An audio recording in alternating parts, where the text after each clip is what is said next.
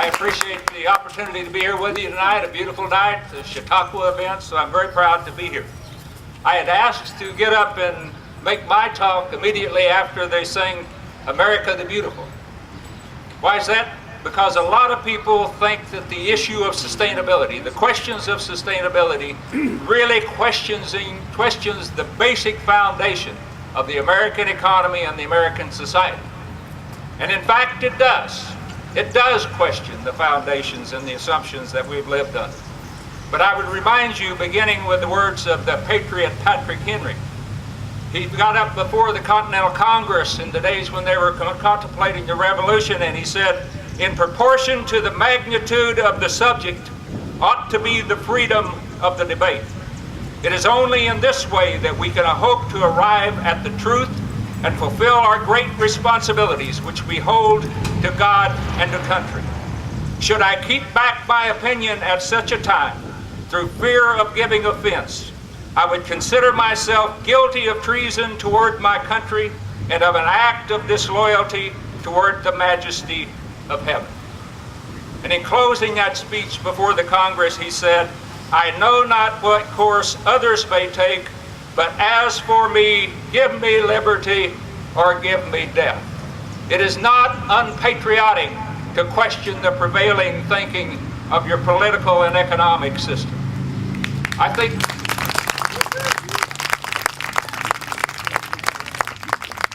we're at a time of revolution today, much like we were in the days of the American Revolution, which coincided with the beginning of the Industrial Revolution of the late 1700s. I think we're in one of those great transitions that may be as important in human history as the beginning of science in the early 1600s. I'm an old man, and I've seen many changes in my lifetime. But the changes I've seen are nothing compared to what these young people here today are going to see in their lifetimes. I think people that are born in the mid-21st century won't even be able to imagine the world that we have today. I don't think that we make the big changes like I'm talking about here, the great transitions, unless we have three basic things in place. I think we have to come together and we come to the conclusion collectively that what we're doing is not working and it's simply not going to work in the future. We have to have a good reason to change, but that's not enough. I think we also have to have a vision or have a clear concept of what it is we want to change to. We've got to have a concept of what to change to before we are willing to change from. And the third condition I think we have to have for big changes is we have to know that it's possible to make the transition from what we're doing today to what we want to do instead. We have to have hope, and the hope is in that possibility. I'm convinced that the great transition of today has been driven by questions of sustainability. Sustainability asks, how can we meet the needs of the present without diminishing opportunities for those of the future? It asks whether we can keep doing what we've been doing. And I think when we ask that question directly and honestly of our society, our economy today, we come to the conclusion that what we're doing today, quite simply, is not sustainable, that we have to have change. You see, sustainability is ultimately about energy. Everything that's of any use to us, our houses, our clothes, our food, requires energy to make and energy to use. Everything of economic value is based on energy. In fact, the human productivity, our working, our thinking, our imagination, our creativity requires human energy. The human brain uses something like 20% of the total energy that's used by the human body. In addition to that, we're not born as productive people. We're born as helpless little babies, and we have to be nurtured and cared for and socialized and civilized before we become productive human beings and useful to the rest of society. And all of that requires energy of families and of communities, a social kind of energy. How does that relate to what I'm talking about? The industrial era of the past 200 years was made possible by cheap energy. First it was the old growth forest, and then it was the surface coal, and then it was the oil and natural gas that was close to the surface. You could punch a hole in the ground and it would come shooting up. We're not out of energy today, but we're running out of cheap energy. We're running out of abundant energy. We're blowing the tops. The old growth forests are gone, and we're blowing the tops off of mountains all across Appalachia to get at the coal. We're fracturing the crust of the earth and poisoning it with chemicals, trying to squeeze out the last few drops of natural gas.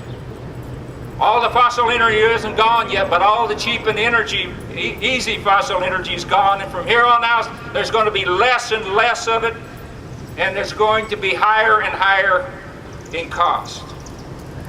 The industrial era was driven by cheap fossil energy, and the cheap fossil energy is gone. The only source of sustainable energy is solar energy, but when we combine all the sources of solar energy, photovoltaic cells and windmills and waterfalls and all of the other sources of energy, it's going to be less abundant and it's going to be more costly than has the fossil energy that we've become accustomed to. The industrial era was an aberration in human history that in all probability will never be repeated. The days of cheap fossil energy is gone. The industrial era is gone. Change is no longer an option. It is an absolute necessity. We simply can't continue doing what we've been doing. But having said that, we won't change until we have a vision of what we want to change to. And that new vision will begin with a realization that we really don't need to continue the economic growth of the industrial era. We already have more than enough cheap stuff. And that's what it was about. Ironically, John Maynard Keynes, who's arguably the most respected and revered economist of the 20th century, Democrats and Republicans alike are really Keynesian economists at heart. John Maynard Keynes anticipated this day almost 100 years ago. He wrote in an essay back in the 1920s, 1924, I think, he said within 100 years the economic problem will be solved. You see, Keynes understood that the economic problem was how we meet our basic material needs. And he said that with the economy coming on, the industrial economy, and that we developed that within 100 years those basic needs would be met. And he said that once we were relieved from this temporary problem, the economic problem, then we could turn to the permanent problem of humanity, which was to use our freedom from pressing economic cares to learn the true art of living, to learn to live wisely, agreeably, and well. You see, Keynes was right. In fact, Keynes turned out to be a little bit too pessimistic. All of the data, all of the studies today are indicating that we in the United States, and along with the other people in the so-called developed world, are no better off from an overall standpoint of satisfaction, happiness, overall quality of life than we were in the 1950s. The economic problem was almost certainly solved by the 1960s. We've had continued economic growth, continued wealth, but no increase in our overall well-being. We're at a point in time where we can move away from the temporary problem and focus on learning to live wisely, agreeably, and well. Now, admittedly, there's people in the less developed countries of the world and some people in this country that do need economic development. But I would point out, when we look at the rest of the world, they don't need to have the same level of material consumption, the same amount of cheap stuff that we have. It hasn't done us any good, so why should they strive to get it? The research shows across the country that as developing countries develop, there's a tremendous increase in quality of life up to about $10,000 to $15,000 per capita GDP or per capita income. And beyond that point, there is no relationship between increased income, wealth, and overall happiness and quality of life. In fact, the studies show an increasing number of them are showing that what happiness is more closely related to by far is a sense of being treated with equity and justice within the society. A sense of equity, economic equity, and social equity. That's what's important. I would argue that the developing countries reach the point where they need to reach in terms of economic development, would turn to, or even before, creating more equitable and just societies, then they'll end up with a greater level of happiness by far than if they continue to focus on increased growth and economic development. And even the population problems are more associated with a degree of insecurity and inequity than of any income limit at all. The developing countries and developed countries alike can deal with balancing the economic, the ecological, and the social dimensions that are there in sustainability, because we all have in this country more than enough to live wisely, agreeably, and well. We simply need to return to the historical purpose of human life, which people have always known and we so recently forgotten, that what life is about is the pursuit of happiness.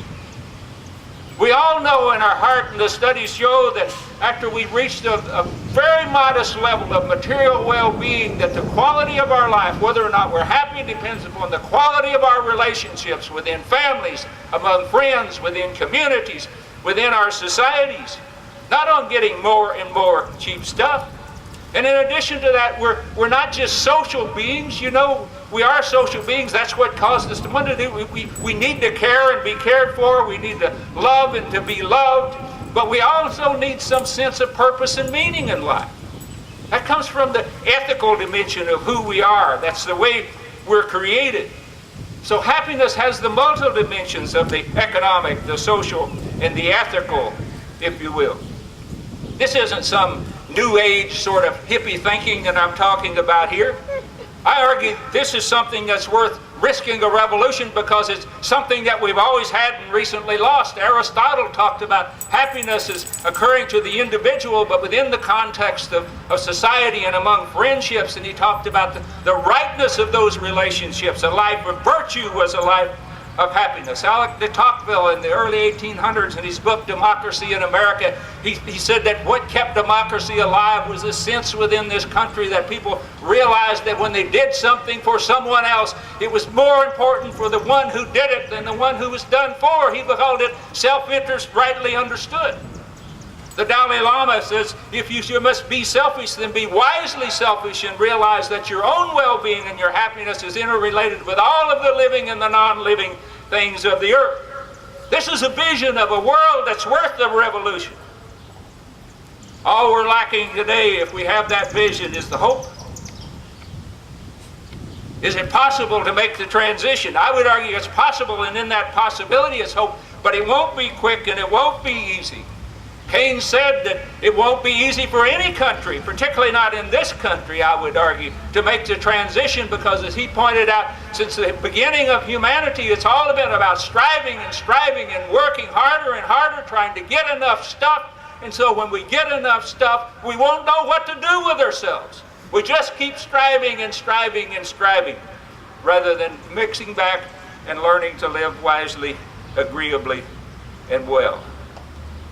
I think there's hope in this country. I think we were headed in the right direction back in the 60s and 70s. That's what the environmental movement was about at that particular time. That's what the civil rights movement was about shifting from materialism to address the ecological, environmental problems and the social problems of the country. That's what the anti-war movement was about, trying to create a more peaceful society.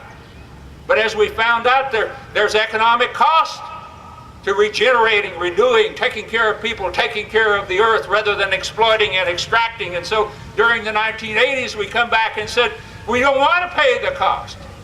Nobody told us it was going to cost us something. And so we've gone into a period of denial and retreat, and I would argue that the problems that we're facing today are a reflection of a 30-year period at least of denial and retreat, of moving in the opposite direction from where we know in our heart that we should go. But I can tell you 30 years to you young people back there is a lifetime, but it's not very long in the history of a country, and it's not very long in the history of humanity, and you should not let 30 years of denial and retreat shape your future or the future of our country. We were once a better people. We're still a better people than we're behaving today. We know something better is possible. We know we can do it, and in that possibility, there is hope. People ask me if I'm optimistic. I tell him I tell people that I'm not necessarily optimistic, but I am hopeful. And I like to quote of Václav Havel, the former Czech philosopher and playwright and the first president of the Czech Republic. And Václav Havel said, hope is definitely not the same thing as optimism. It's not the conviction that something will turn out well, but the certainty that something makes sense regardless of how it turns out. It is this hope above all that gives us the strength to live and to continually try new things, even in conditions that to others seem hopeless. And he concluded by saying, life is simply too precious to permit its devaluation by living pointlessly, emptily, without meaning, without love, and finally, without hope. As I said before, I'm an old man. I'm going on 73. I don't expect to live through the transition and see what's on the other side. My hope is in these young people that are out here, the some people that are at the conference and in this town. My hope is in the young people, because the ones I see, they know that there's something fundamentally wrong. They know this isn't working. They know they have to create something different. That change for them is not an option. Change is an absolute necessity. And they've got a vision of a better world, and their mind is open to the possibility that they can create something better. And they know that it won't be quick and easy, and the powers of the economic and political powers are lined up against them. But they know that what they're trying to do is the only thing that makes sense. And in that, there is hope. And if in the end we all fail, me and you and all the rest fail, we should always remember that life is simply too precious to live without faith, without love, and finally, without hope. Thank you.